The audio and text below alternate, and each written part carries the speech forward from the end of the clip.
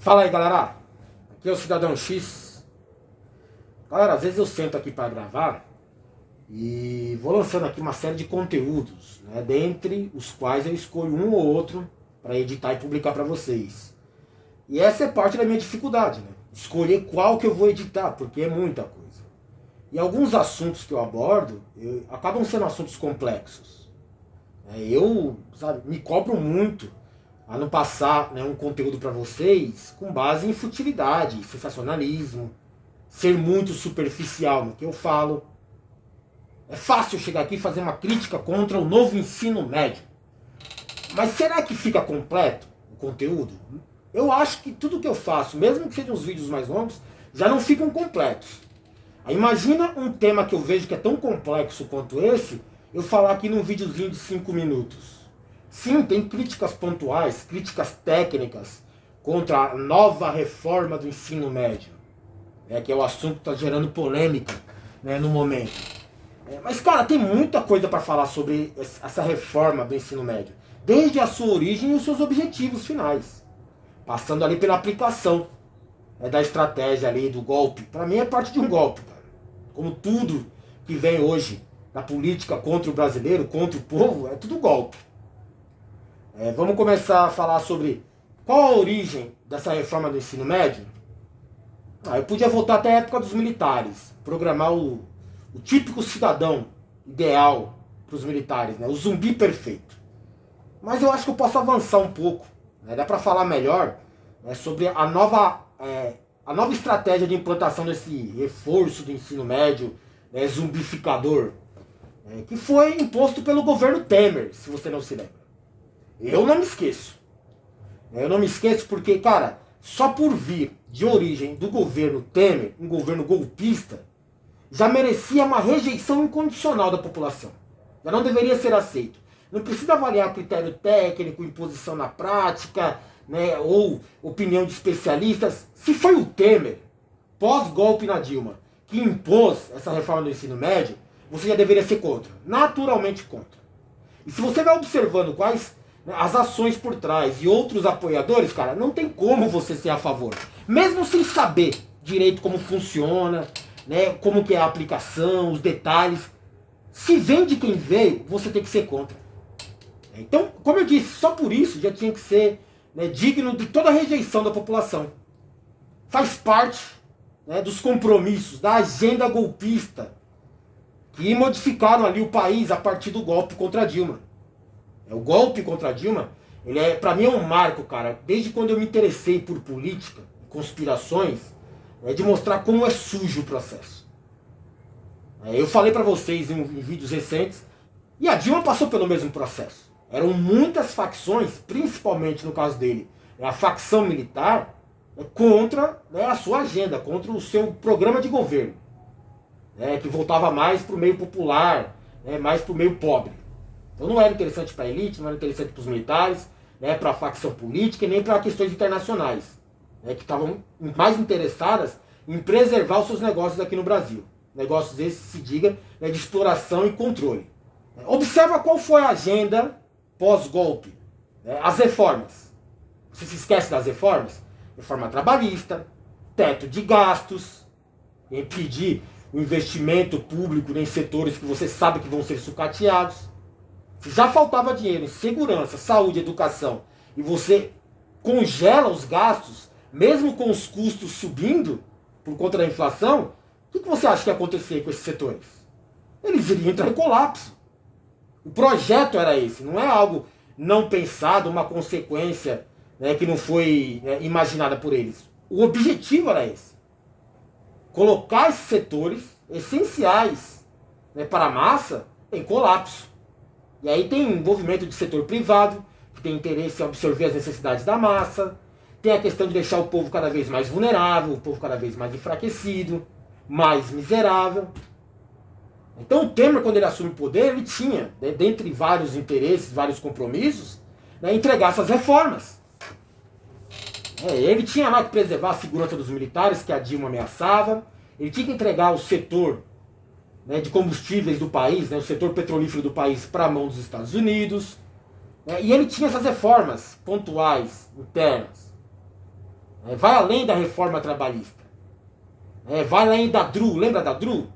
Desvinculação das receitas da União. Desobriga o governo a gastar o que estava previsto constitucionalmente com setores essenciais como esses. E aí você tem um teto de gastos. Você acha que não era um projeto? Criar toda essa zona, esse caos que está o Brasil hoje, principalmente nesses setores? Então é muito complicado você saber que a Dilma lutou contra o sistema. Direto ou indiretamente, se tinha outros objetivos, se tinha mais coisa em jogo, mas essa é a agenda imposta após a queda da Dilma. Para mim, são todas as provas de que o golpe foi um golpe. E quando o Temer assume, ele impõe também essa reforma no ensino médio. Pode pesquisar lá. 2016, 2017, o debate público era esse, um dos tantos debates públicos. Por conta dessa agenda nociva para o povo, tão nociva que não era proposta de governo. Esse tipo de agenda não vem em aberto como proposta de campanha desses golpistas, desses tecnocratas, né, vendidos, dessas prostitutas do sistema. Porque eles sabem que o povo jamais vai admitir esse tipo de proposta. Uma reforma trabalhista, uma reforma da Previdência, uma reforma na grade curricular sem explicação, cujos objetivos ou as consequências seriam nocivos para a população. Desobrigar o governo a gastar em atividades essenciais, teto de gastos, ninguém ia aceitar isso. Então só dá para impor isso através de golpe, através da vontade do governante, que tem lá os seus compromissos. No governo Temer só faltou a reforma da Previdência, que foi feita ali depois pelo governo Bolsonaro, que continuou a agenda, principalmente nas questões mais nocivas, né? Desmatamento ali, que é avanço sobre o meio ambiente, né? O roubo sistemático ali no esquema de corrupção, fortalecendo o Centrão. Todas essas coisas estavam previstas no golpe pós-Dilma. Por exemplo, barrar a Lava Jato. Porque a Lava Jato ameaçava outros partidos. A Lava Jato ia se tornar um poder tão grande, né, com esse mote aí de combate à corrupção, que ameaçava outros partidos, porque todos os partidos são corruptos, não só o PT. E aí quando o Temer ganha, o que acontece com a Lava Jato? Ela é barrada. Lembra lá da fala do Jucá, fazer um grande acordo, né, com o Supremo, com tudo? Barraram a Lava Jato. Ou você se esquece que o Teori, né, o Teori Zavascki, o ministro do STF, teve o seu avião derrubado.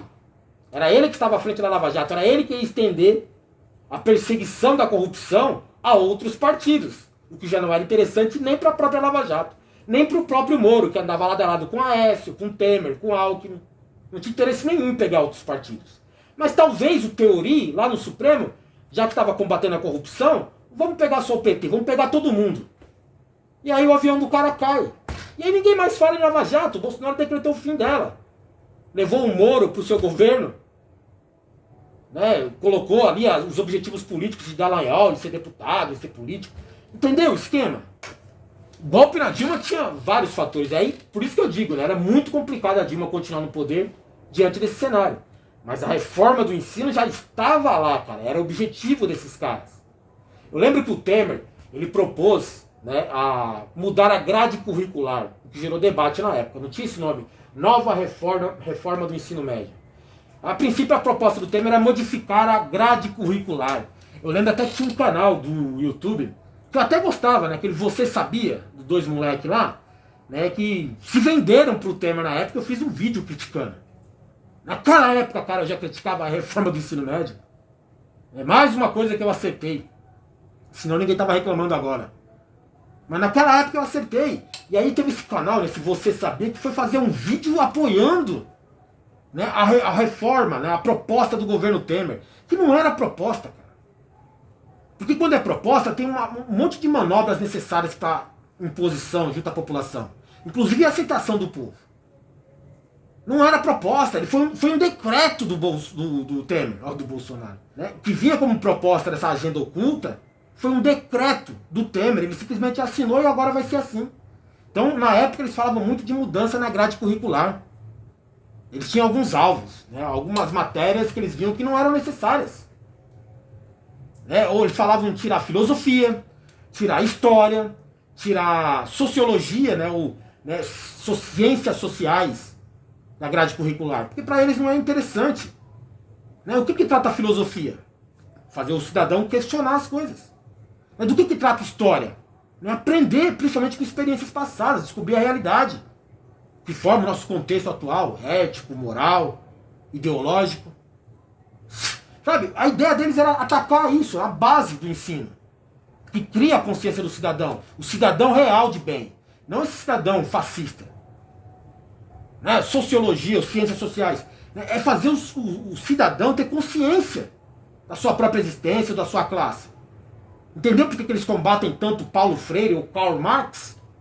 Se você fala em Paulo Freire ou Karl Marx, né, fala Marx, perto de alguns, os caras ficam loucos com você. E eu vou fazer um vídeo falando sobre isso especificamente, mas basicamente, né, o Paulo Freire falava do cidadão de criar uma consciência de existência dentro da sociedade. E aí tem uma ideia do seu valor diante da sociedade. Exigir respeito dentro da sociedade. E não era ideal para eles, não era interessante para a elite, esse tipo de cidadão com essa formação. Por isso que eles combateram tanto o Paulo Freire. Por que eles combatem tanto, né, o Marx? Porque ele cria no povo, na massa pobre, uma consciência de classe, que vai confrontar diretamente com o poder de controle deles. Então tem que mexer, eles têm que controlar, inclusive, o ensino fundamental, e tem que colocar a educação sob o controle do Estado, justamente por isso, para garantir a formação do cidadão ideal, cara. De criar o zumbi perfeito. Pensa bem, um zumbi que não questiona, um zumbi que não aprende, não entende, né, não interpreta bem as coisas, só sabe ler e escrever o básico. Né, porque é o simples para entender ordens.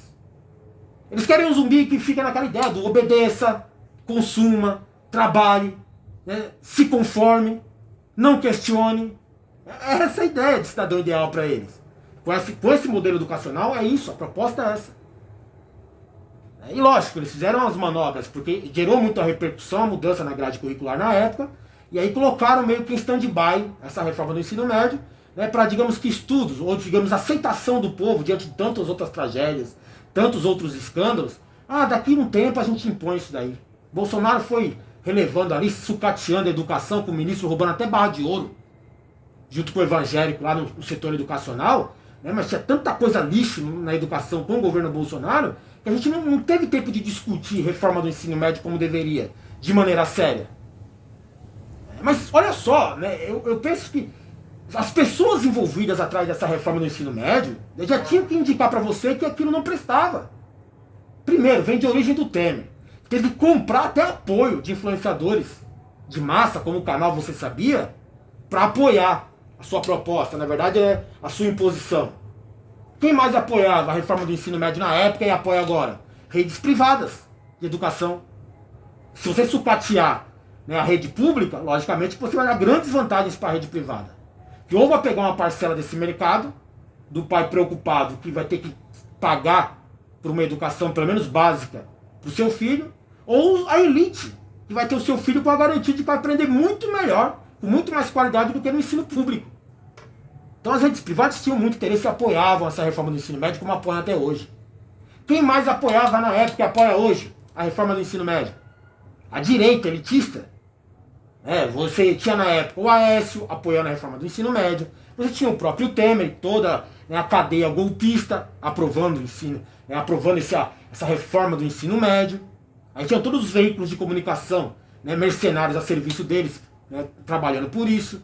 Na sequência você tem um Bolsonaro, né, que não falou sobre isso, porque é um estúpido, mas tinha sua agenda nociva e também não mexeu, não modificou para nada, né, para melhor para o povo, ou barrou, ou levou esse projeto à discussão.